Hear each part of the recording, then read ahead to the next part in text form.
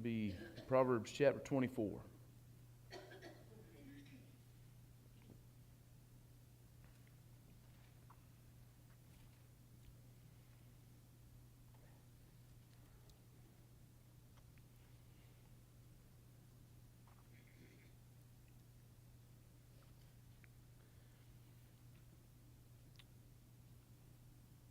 Proverbs chapter 24, verse number 1.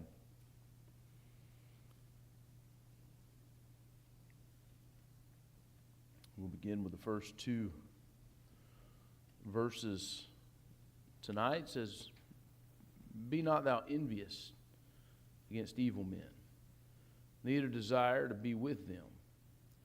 For their heart studieth destruction, and their lips talk of mischief."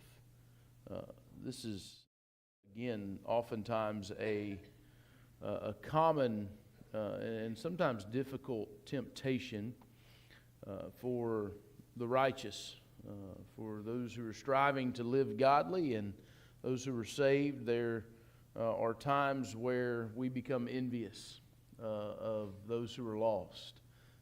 Because it seems as if though they have it all together, they live whatever kind of life they want to live, they seem to prosper, and so we become envious of them, and then we sometimes desire to be with them. And Solomon here says, listen, don't be envious of them. They have nothing for you to be envious of. It may appear that they do, but the reality is they don't. He says that their heart studieth destruction, and their lips talk of mischief. And in other words, their heart devises violence. The kind of evil that this proverb has in mind is the kind that is associated with violence, associated with troublemaking, and the seemingly quick and easy money and status gained through those things. When you start looking into or hearing stories about some of the things that people do and are willing to do to get where they've gotten, it's pretty rough sometimes. And the paths that they go, and a lot of times it's evil, it's wicked. And, not everybody for sure, but here in this situation, Solomon says that temptation is to be resisted. And so he says, don't be envy or associate with evil men. We have, I go back to, what fellowship does light have with darkness? They don't have any, do they? The two don't coexist. You either have darkness or you have light, and I, when I read this, whenever Solomon's saying that we shouldn't desire we shouldn't be envious of them, nor should we desire to associate with those type of people. We have to understand we have a place and they have a place, and ours is much better off, even if it doesn't appear that way all the time. Verse number 3 and verse number 4: through wisdom is an house builded, and by understanding it is established. And by knowledge shall the chambers be filled with all precious and pleasant riches.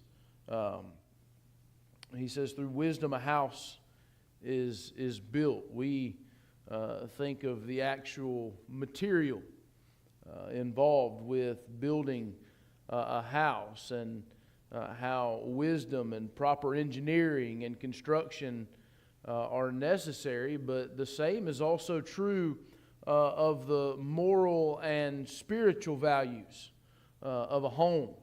The moral and spiritual values have to be built how? Through wisdom.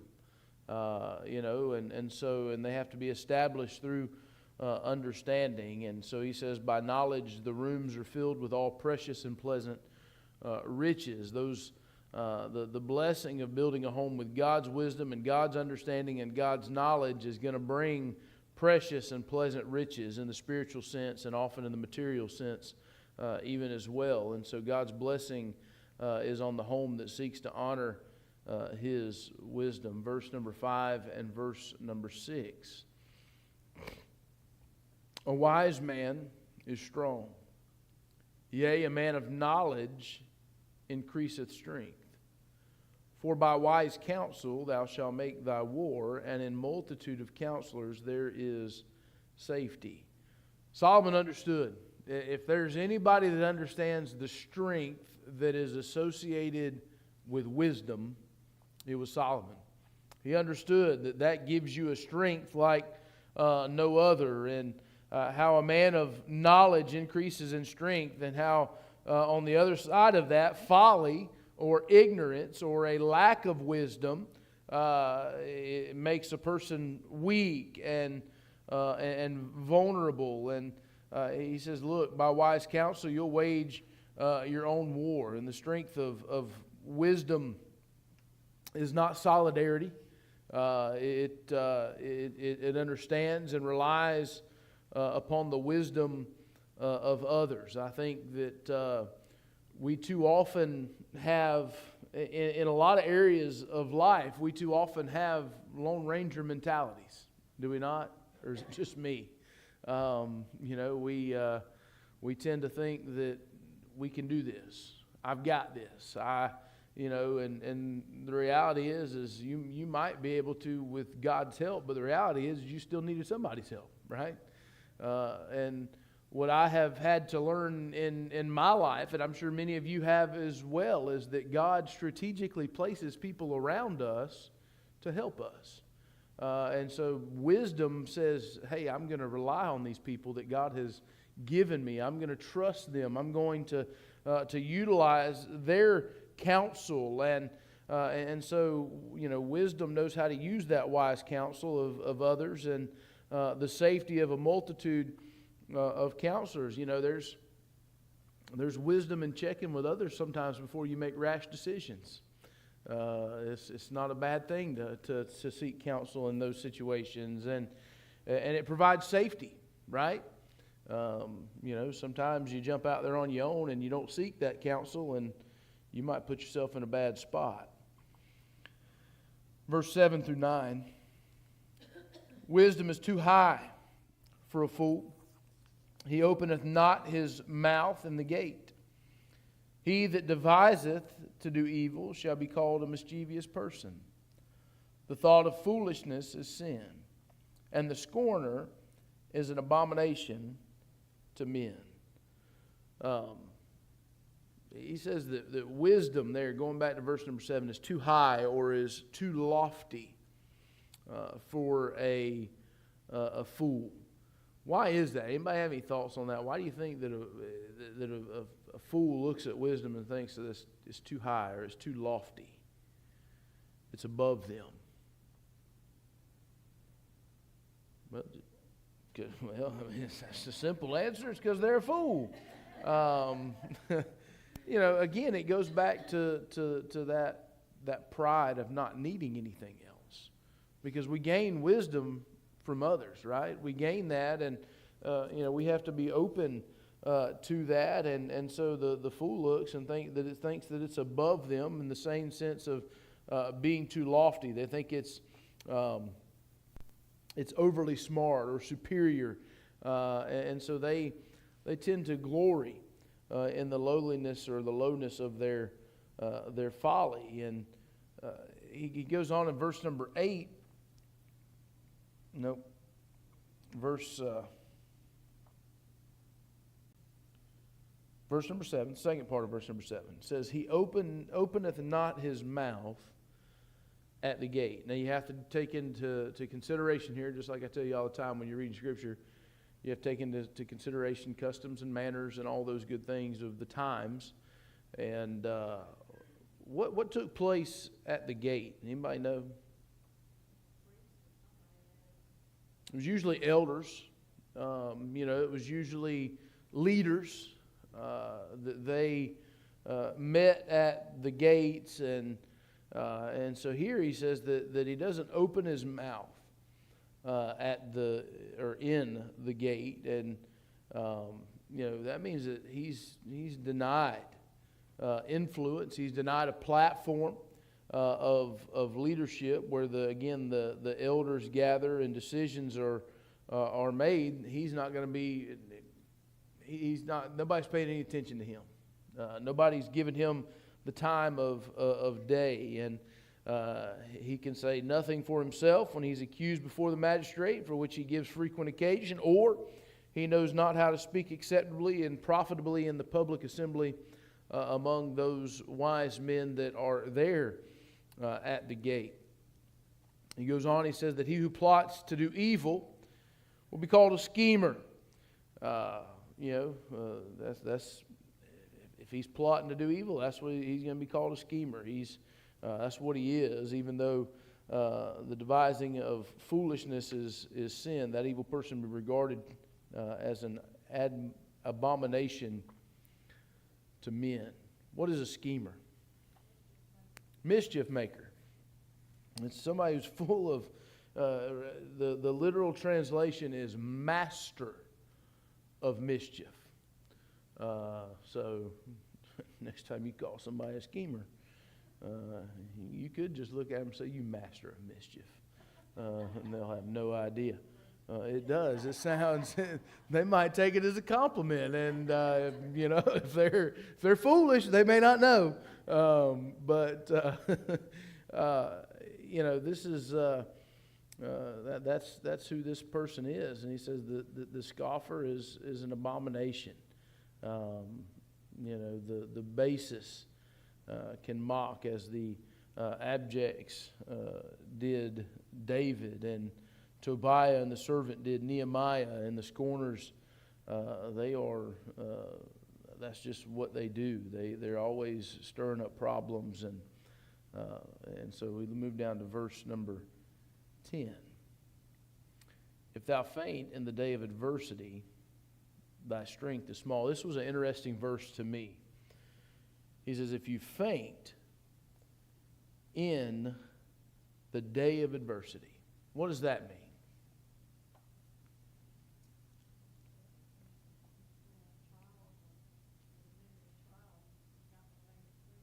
Yeah, if you're going through something that, is some pushback in some way, shape, or form, if you're going through a difficult time, you're not going to make it. You're going to give up. You're going to fall out of the race. And but I think what to me sticks out is that he says, if you faint in the day of adversity, your strength is small. Notice that he does not say that adversity will make your strength small. He says, if you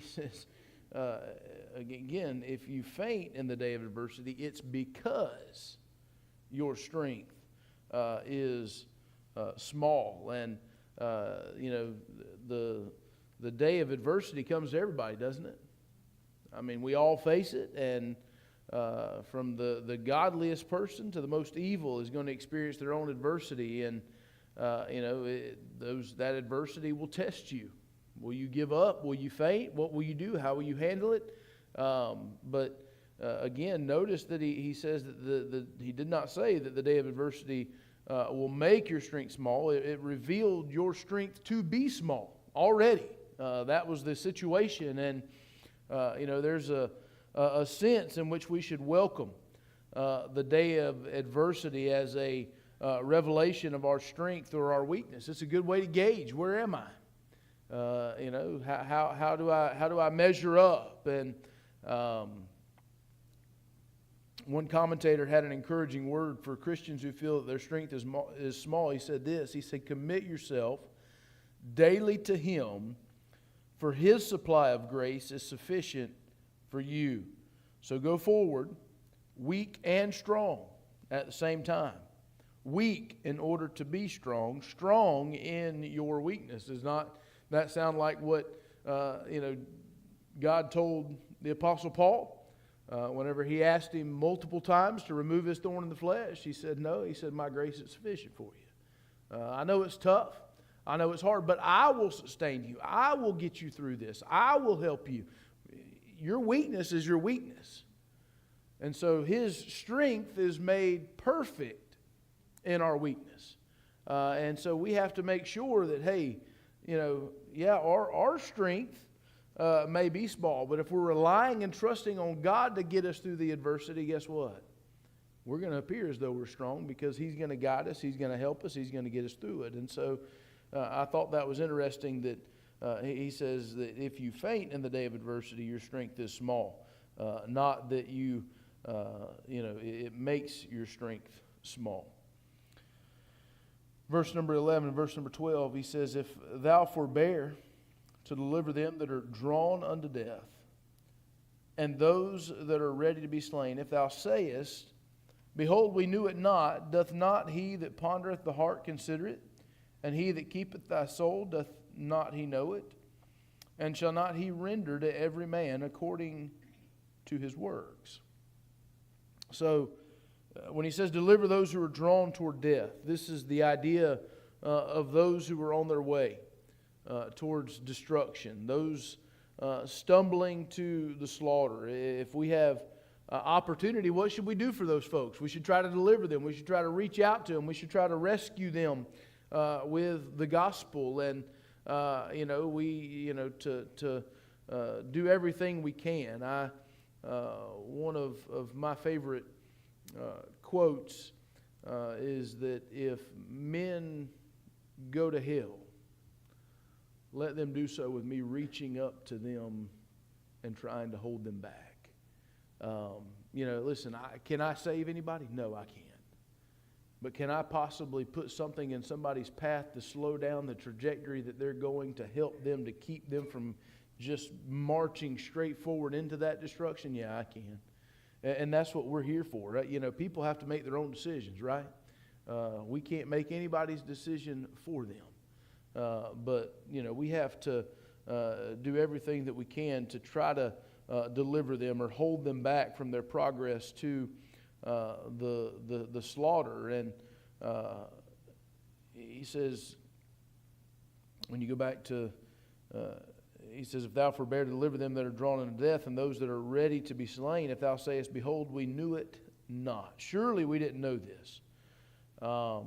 We shouldn't be indifferent towards those that are headed to death, since they reject God's wisdom and are hostile. It's easy to give up on people like that, isn't it? It's easy to just say, you know what? You don't want to hear what I got to say. You don't want anything to do with it. You continuously make the wrong choices. It's very easy to just wipe our hands clean of them. But I'm going to tell you, I'm glad God's never washed His hands clean of me. Amen. I'm thankful that He continues to love me and continues to work with me, and and so he goes on. He says, it's God, He who weighs the heart, does know and considers this. And he says, will He not render each man according to his deeds? Listen, they're going to have to answer for their folly, but He'll also cause the indifferent one to answer for their lack of care. And that means if we go through this life and, they're already headed to that destruction. Our job is to do everything we can. Again, can I force them to do anything they want? No, I can't. Can't force salvation on them. Can't force God on anybody that don't want Him. You just can't do that. However, if we become indifferent to it and say, hey, you know what? If that's where you want to go, so be it. I'm going to leave you alone, let you, whatever. If we become indifferent, guess what? We're going to have to answer for that. We have to give an account as well. And so that's what he says there whenever he talks about each man will render according to his deeds. Verse 13 and verse 14. My son, eat thou honey, because it is good, and the honeycomb, which is sweet to thy taste. So shall the knowledge of wisdom be unto thy soul when thou hast found it. Then there shall be a reward, and thy expectation shall not be cut off. Eating honey is rewarded or rewarding. What's it rewarding by? Tastes good, don't it? Some people don't like honey. I think my son don't like honey. I don't know what's wrong with that boy. It's easy to understand the reward of that whole thing, from the honeycomb to the actual honey. And he says, so shall the knowledge of wisdom be to your soul. There's a reward that comes with wisdom. Just like the sweetness of taste is the reward of honey, we need to learn to discern and appreciate the sweetness that is associated with wisdom. And when we appreciate that reward, he says that we will not be cut off from it. Verse 15 and verse 16. Lay not wait, O wicked man, against the dwelling of the righteous. Spoil not his resting place. For a just man falleth 7 times, and riseth up again. But the wicked shall fall into mischief. So here he's talking about resilience, specifically of the righteous. He says, do not plunder his resting place. The proverb presents its wisdom in the form of a command to the wicked man, which is a little bit of a different perspective that Solomon's given. He's never really addressed information about where he's headed and what his lack of wisdom brings, but here he tells him, hey, you need to don't mess with the righteous man. Don't rob him, don't plunder him, leave him alone. And the reason why is, he says, is that in the end the righteous man won't be defeated. I think that's where, if that doesn't give you a little bit of confidence, just in life, the fact that we know that the righteous man will not be, does that mean we're not going to fall? No, he says right here he'll fall 7 times, but he's going to get up. He's going to keep going. He's not down for the count. He's going to continue to get up, and so he just says, listen, you don't want to mess with him. He's not going to be defeated. Even though he falls, he'll get up again. And this is, I think whenever we look at this, we have to understand that the experience here for the righteous man is trouble. I wouldn't necessarily say that this is sin. I think he's referring to trouble, and that doesn't mean there's no logical or no adequate reason you can't include both, but I think specifically here Solomon is referring to trouble, not necessarily sin. But this should not only give warning to the wicked, but again also reassurance to the righteous, and create confidence in of this very thing. That again, going back to I believe it's book of Philippians, that when he said that he which hath begun a good work in you will continue to complete it until the day of Christ. And so we need to hold on to that. That's a promise, right? That's something that as a child of God that should encourage us, should create some confidence in us. But then he says the wicked will fall by calamity, and they have a different destination, different destiny than the righteous. And God's going to protect and preserve his righteous ones, but the wicked will fall eventually, and they'll stay fallen. Verse 17 and verse 18. Rejoice not when thine enemy falleth. Let me read that again. Rejoice not when thine enemy falleth, and let not thine heart be glad when he stumbleth, lest the Lord see it, and it displease him, and he turn away his wrath from him. That's hard, ain't it? Man, we're kind of like I can't say we, because I don't know about y'all. Sometimes let my enemy fall, and I might be sitting in the back eating my Cheetos, thinking, yeah, you had that coming. I saw that one coming, and you deserve it, right? Waiting for another flower pot to fall. It's that's hard, and when we read that the reality, it shouldn't make us glad.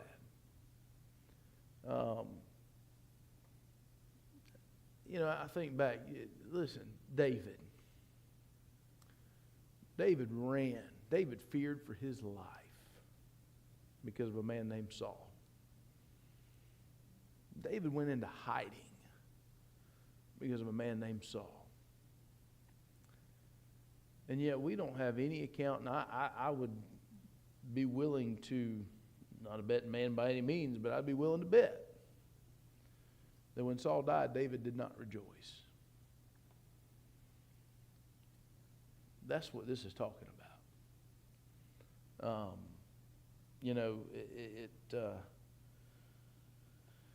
Even Caesar wept when Pompey's head was presented to him, and he said something like this in his own language: "I wanted victory, not revenge." That's Caesar.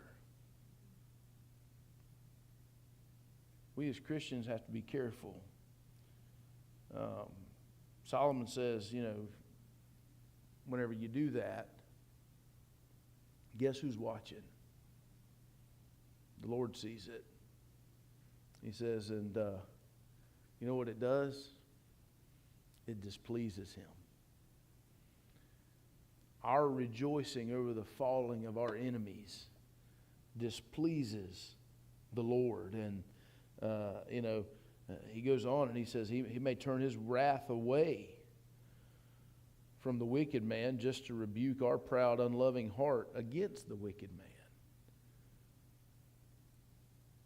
We want them to get what they rightfully deserve, and we often, again, going back to what we looked at the beginning about how we become envious of the wicked sometimes because of their, it seems like things are good. But whenever they are suffering and whenever they are in the midst of that fall,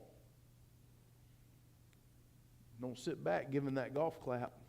Yes. I kind of liken it to this, and this is probably a poor example, but I'll just be truthful with y'all. When that clock struck 0 last night in that Ole Miss Georgia game, I gave a fist pump. I ain't even going to lie to you. My team wasn't even in that game, and we lost bad too. And maybe that's why we're in the mess. No, God don't give a rip about football.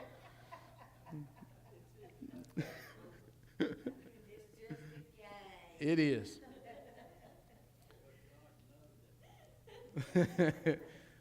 But that gives an idea of, again, sometimes we sit back and we see our enemies, and when they're going through it, we might give a little fist bump. Yeah, it's about time. About time they get what they deserve. Meanwhile, God's watching, and it displeases Him. And you know what? Based on what Solomon said, he said He'll leave them alone and come and punish you. You wanted them to get the fullness of their punishment? Let God deal with them. In other words, mind your business and stay in your lane. Right? Let God deal with what God's going to deal with, and you worry about you. Just the reality of it, wouldn't we all be better off if that's what we did? If we worried about ourselves instead of worrying about somebody else. And, again, I know that but the fact that He says that it displeases Him should be enough to make us say, you know what, I shouldn't do that.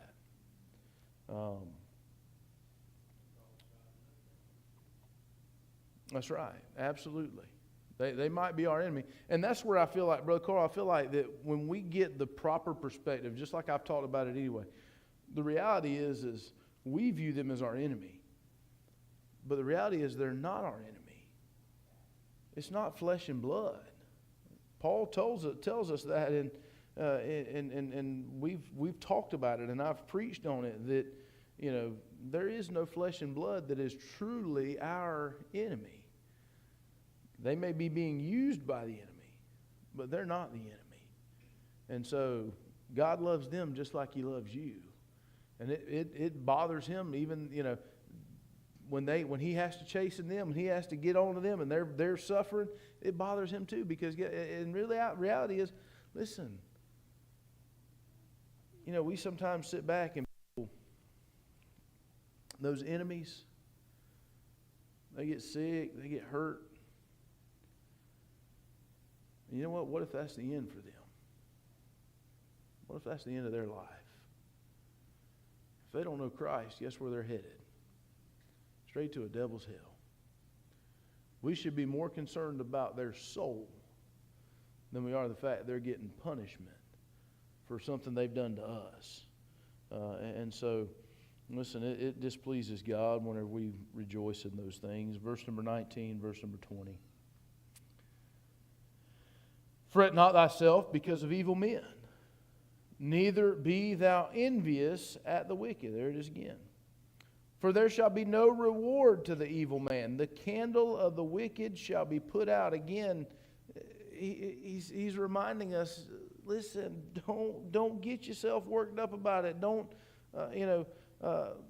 fret because of them. Don't be bothered by them. Why is that? He says don't be envious. He says because there's no reward to the evil man. What do they have to look forward to? Nothing.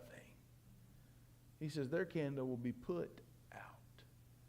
In other words, they're headed to a place of pain and suffering, a place where the worm dieth not, as the Scriptures say, and it's not anything good. And so we have no reason to allow evil, wicked people to get under our skin, to bother us, to cause us to worry, to become frustrated. He says, fret not over them.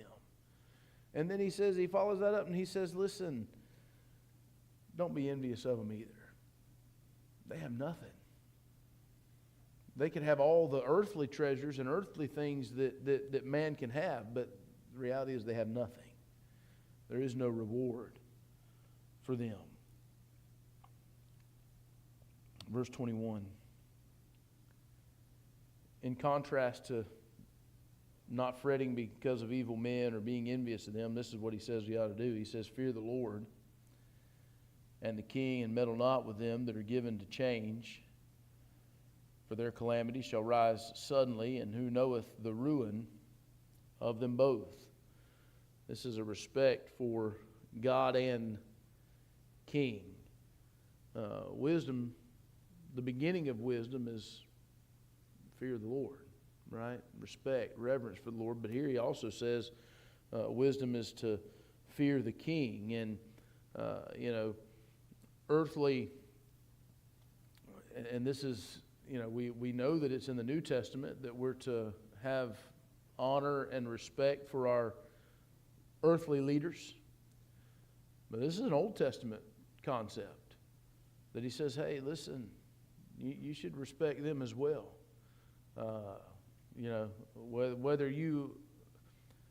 Whether we agree with them or not, right? They are still in a position that has, that they're in, and we're to respect them. The reality is we're supposed to respect all men, right?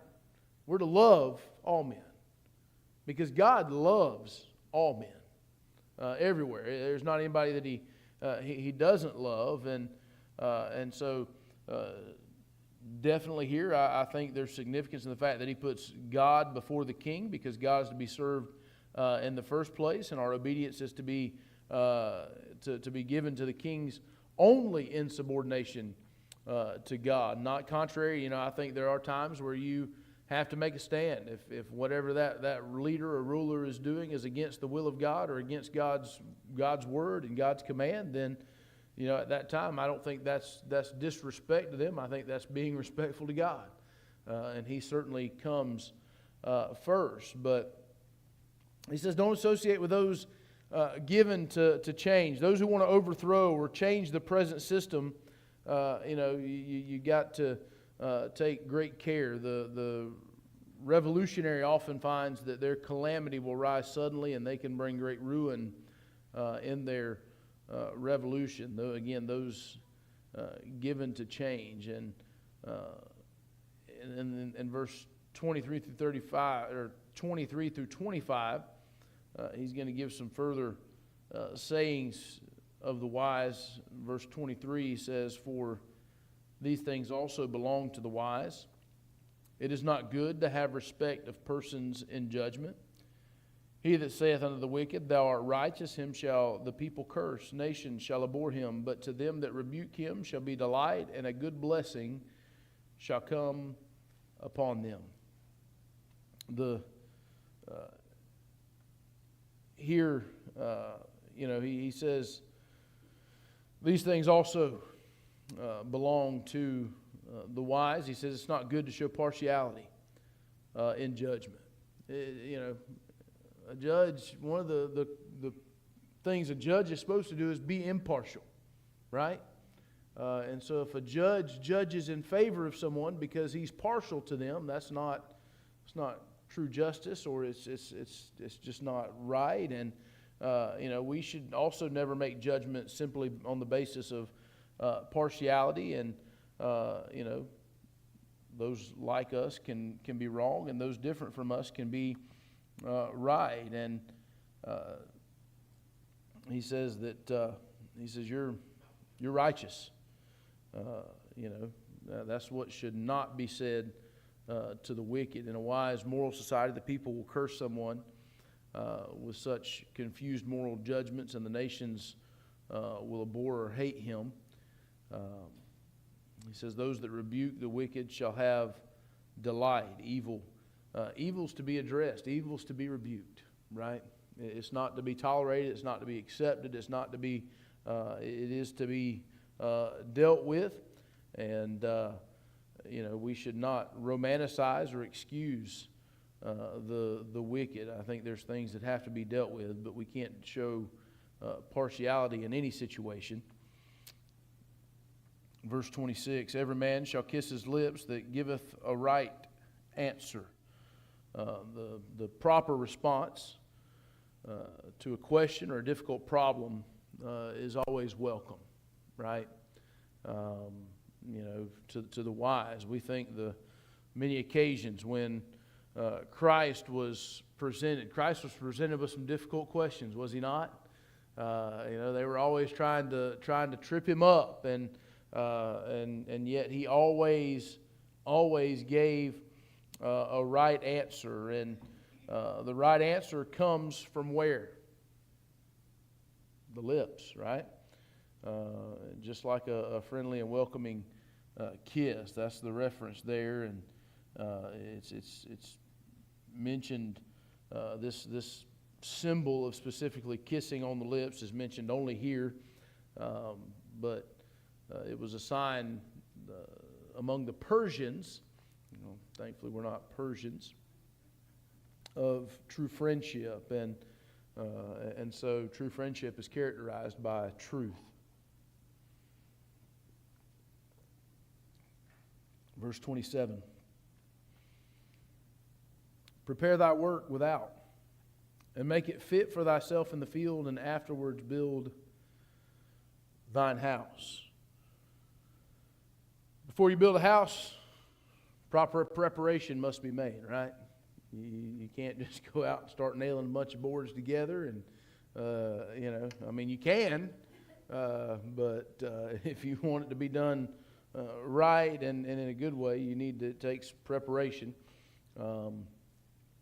Same thing for a farmer. Whenever they get ready to plant seeds, they go out and they prepare the field. The ground has to be readied, and so wisdom tells us that work should be done with proper planning and proper order.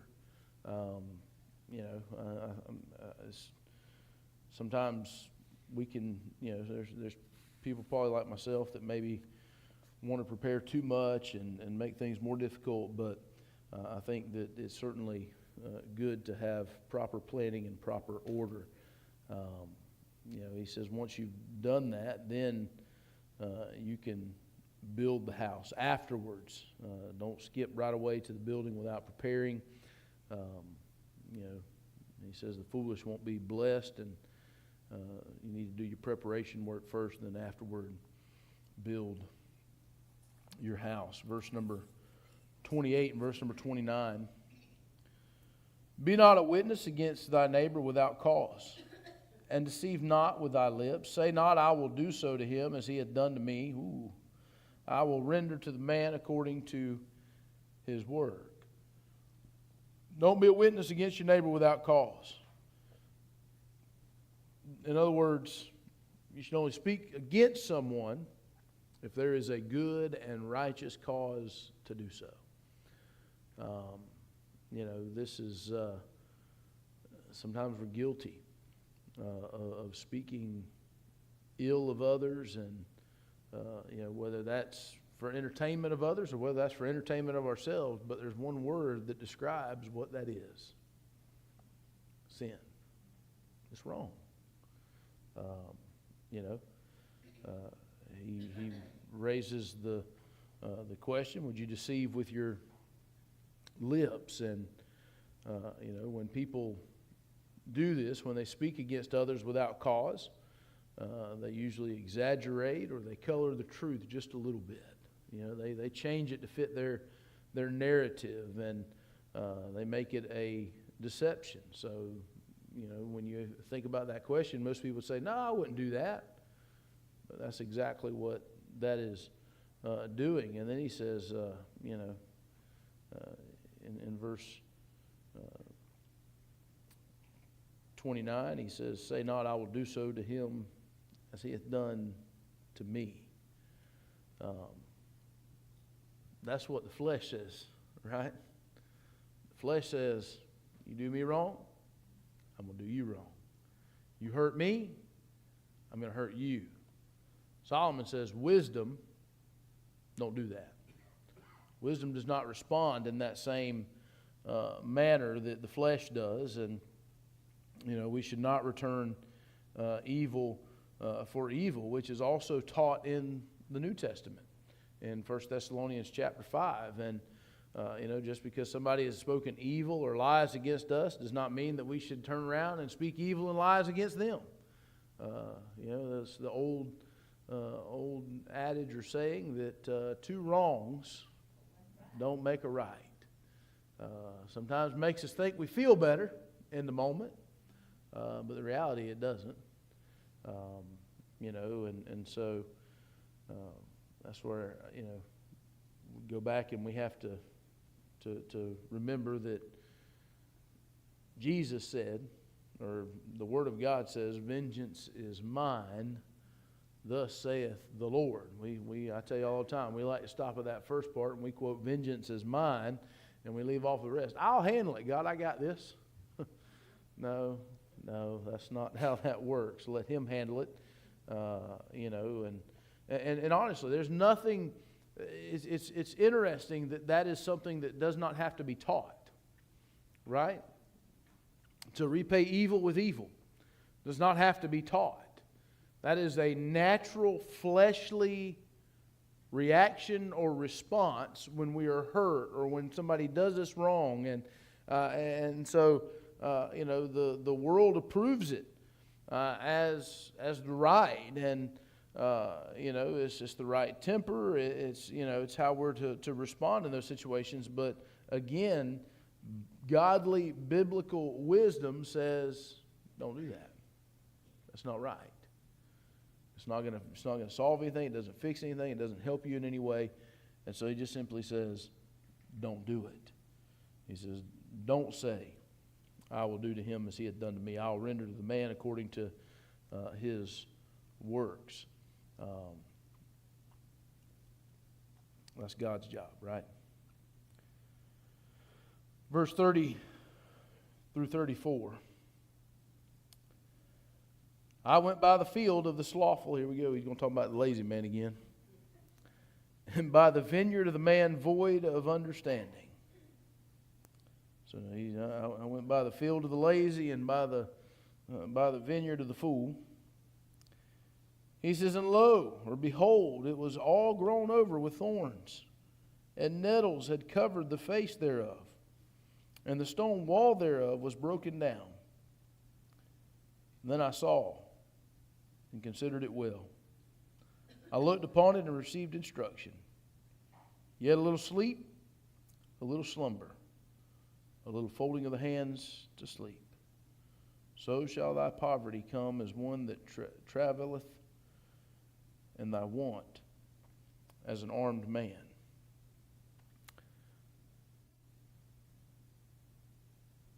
He says,